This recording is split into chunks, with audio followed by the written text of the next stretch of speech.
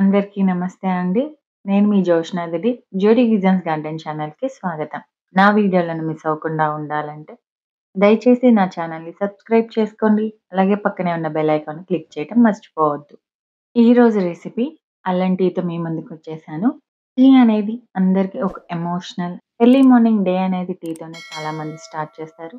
ఆ టీని కొద్దిగా హెల్తీగా అల్లంతో తయారు చేసుకుందాం. అల్లం టీ అనేది చాలామంది చాలా రకాలుగా పెడతారు. పాలు విరగకుండా అల్లం టీ ఎలా పెట్టాలో ఈరోజు నేను కొన్ని టిప్స్‌తో మీకు చూపిస్తాను. పాలనేది మరీ ఫుల్ క్రీమ్‌గా ఉండకూడదు. మొదటగా పాలనేది ఎప్పుడు కాచుకోవాలి.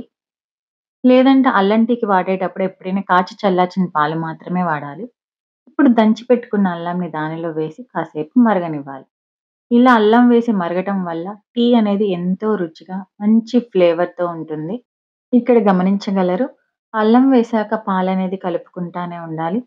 పాలనేది కలుపుకోకపోతే విరిగే అవకాశం చాలా ఎక్కువ. ఇలా మరుగుతున్న పాలల్లో టీ పొడి వేసుకోవాలి. మీరు తాగే స్ట్రాంగ్‌నెస్ బట్టి వేసుకోండి టీ పొడనేది. నేనిక్కడ 2 స్పూన్ల టీ పొడి వేసుకుంటున్నాను.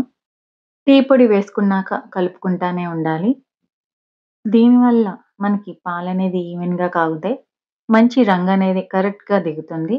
కాసేపు మరిగాక మీకు ఎంత తీపైతే కావాలో అంత తీపిని జత చేసుకోవచ్చు. ఒకవేళ మీకు పంచదార వద్దు అనుకుంటే, టీ అనేది వడపోసుకున్న తర్వాత బెల్లాన్ని యాడ్ చేసుకోండి. పొయ్యి మీద ఉండగానే బెల్లం యాడ్ చేసుకుంటే టీ అనేది విరిగిపోతుంది. అంతే ఎంతో రుచికరమైన అల్లం టీ అనేది రెడీ అయిపోయింది. నేను చెప్పిన విధానం మీకు అర్థమైందని అనుకుంటున్నాను. ఒకవేళ అర్థమైతే ఈ టీని మీరు గూడా ట్రై చేసి మీ ఫీడ్‌బ్యాక్‌ని కామెంట్ ద్వారా తెలియచేయండి. మళ్ళీ మరో కొత్త వంటకంతో మళ్ళీ కలుద్దాం. అంతవరకు సెలవు. నమస్కారం. Signing off. నేను మీ జోష్న.